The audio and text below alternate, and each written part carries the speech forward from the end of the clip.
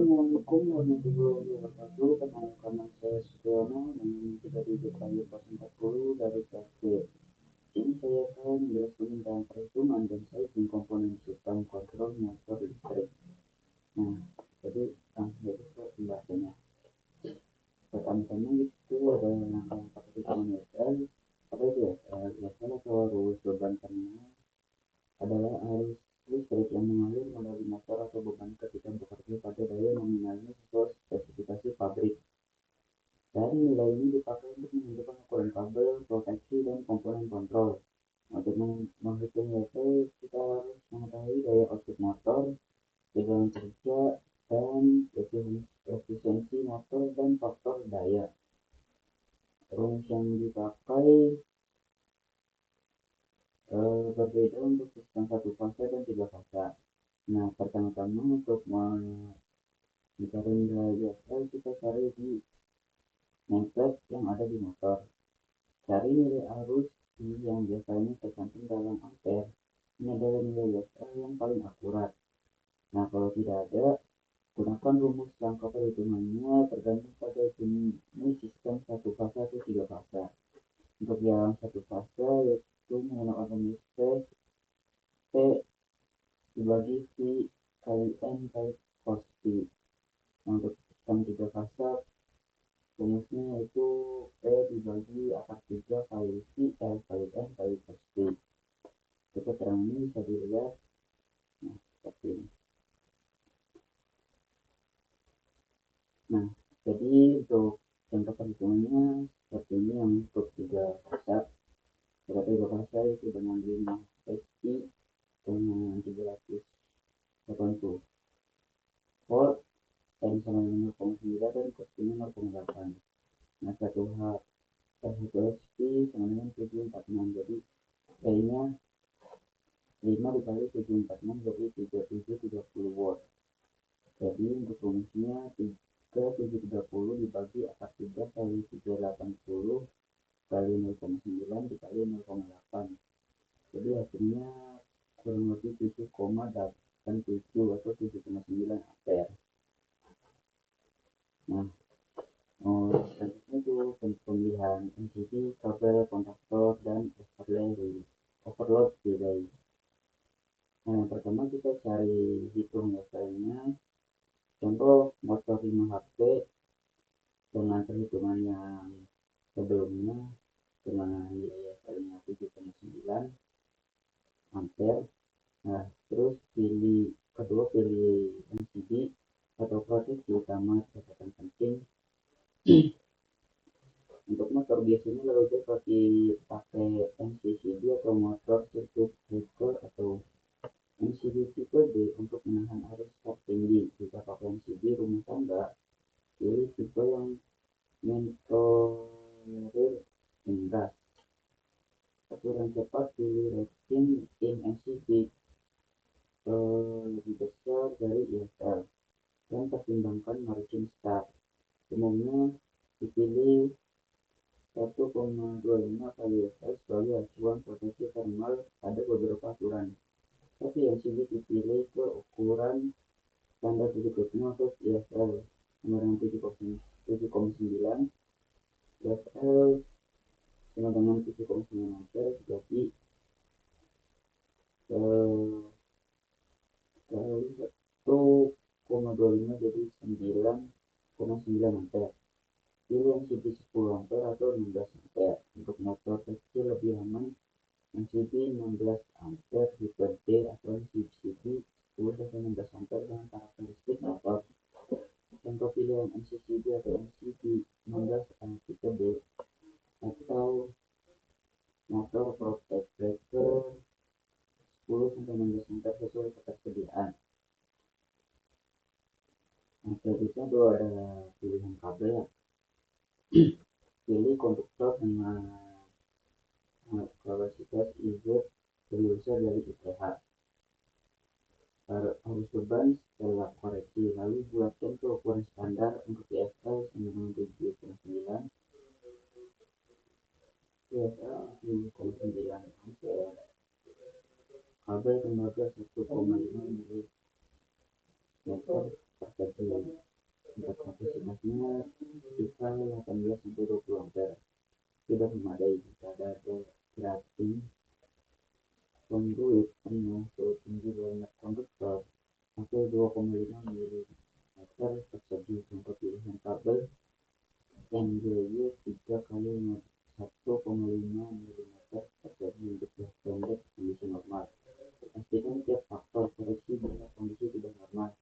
Terus keempat yaitu ada pilihan konduktor. Pilih konduktor berdasarkan arus kerja AC 3 rating dan tegangan. Pilih konduktor dengan rating AC 3 lebih besar dari ISL dan yang umum dipakai adalah memberi margin terhadap arus tas. Banyak katalog menyebutkan konduktor menurut nomor misal C1 T09 jadi 9 ampere AC3 untuk ISL dengan 7,9 ISL 7,9 ampere. Pilih konduktor AC 39A atau 12A. Untuk pilihan konduktor AC3 9A PPL LP1D09 atau 12 ampere bila ingin margin.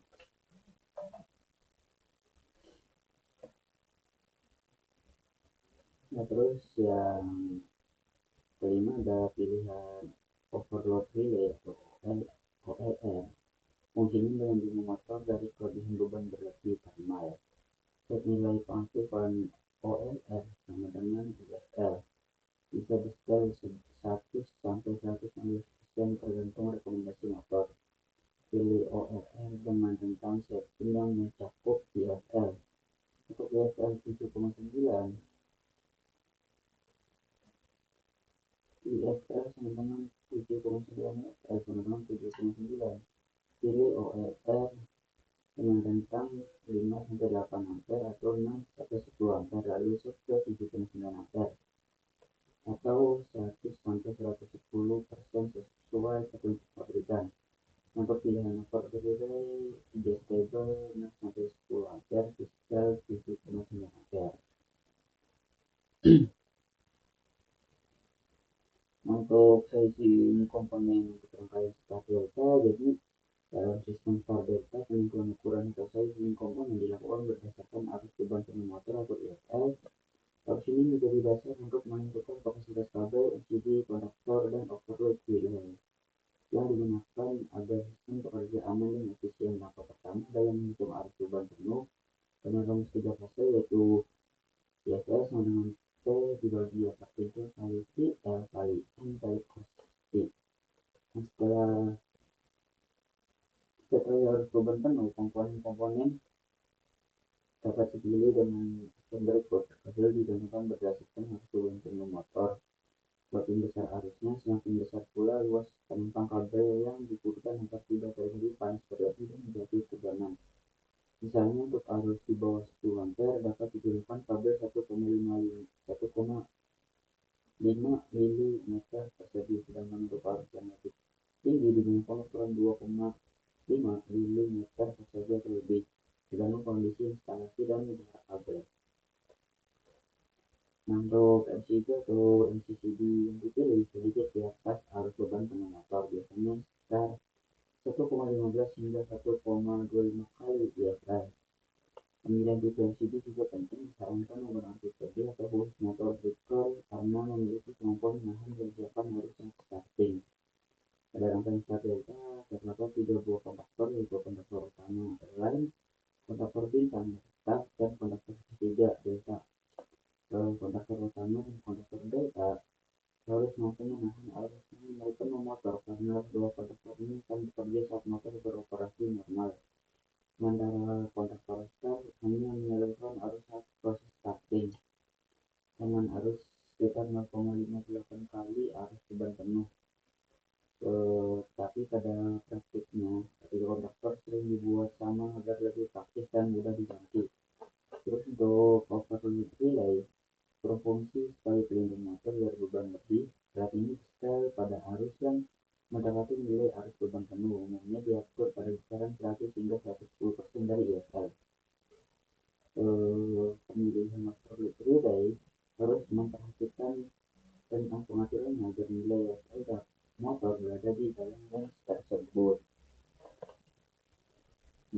untuk menggunakan chip saja karena cepat. Untuk mempercepat proses perancangan dan pemilihan komponen biasanya digunakan chip phasing, yaitu tabel referensi cepat yang berisi data hubungan antara daya motor dengan komponen yang sesuai. Dalam chip tersebut biasanya tercantum daya motor yang satuan HP atau KW arus beban penuh, serta rekomendasi ukuran kabel yang CD kontaktor dan output relay. Cara menggunakan chip yang berbeda, pertama cari nilai daya motor yang sesuai di kolom pertama. Terus setelah itu lihat nilai arus nominal dan ukuran komponen yang direkomendasikan untuk daya tersebut.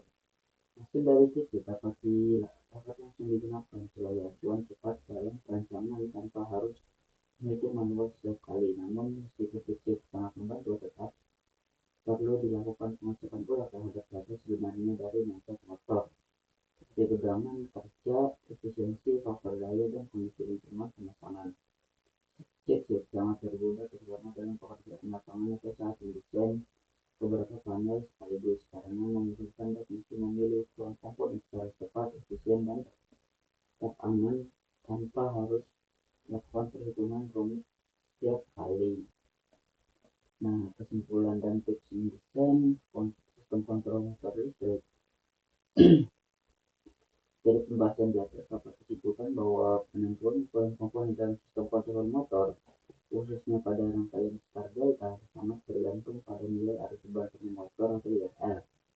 Semua peralatan utama seperti kabel, MCB, kontaktor, dan output relay harus disesuaikan dengan arus nominal motor agar mampu bekerja dengan aman, efisien, dan memiliki umur pakai yang panjang. Selain itu, karena sistem start delta menurunkan arus start hingga sepertiga dari arus load, komponen dapat dipilih sedikit lebih ringan dibanding dengan direct inline. Meskipun umumnya teknisi memilih ukuran yang sama untuk menjaga keandalan. Dalam perancangan sistem kontrol motor listrik, beberapa hal penting perlu diperhatikan. Pertama, pahami karakteristik motor yang digunakan, termasuk tegangan, daya, efisiensi, dan faktor daya. Kedua, berikan margin aman pada setiap komponen minimal satu tingkat di atas hasil perhitungan untuk mengantisipasi variasi kondisi lapangan. Ketiga, pastikan tegangan coil kontaktor sesuai dengan sumber kontrol yang digunakan, apakah 220 volt AC atau 24 volt DC. Keempat, selalu gunakan interlock mekanik dan listrik pada rangkaian start delta agar tidak terjadi kondisi berbahaya seperti start dan delta aktif bersamaan. Kelima, buatlah sistem wiring yang rapi dengan penyandaran jelas pada setiap kabel agar memudahkan pemeriksaan dan perawatan. Selain itu, lengkapi sistem dengan diagram satu garis dan diagram rangkaian kontrol sebagai dokumentasi panel.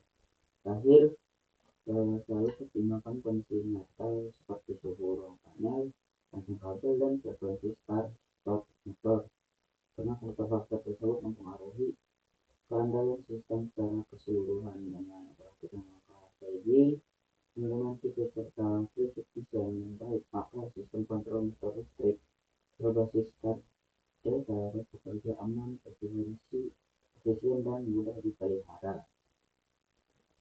Nah, terima kasih. Sekian saja dari saya.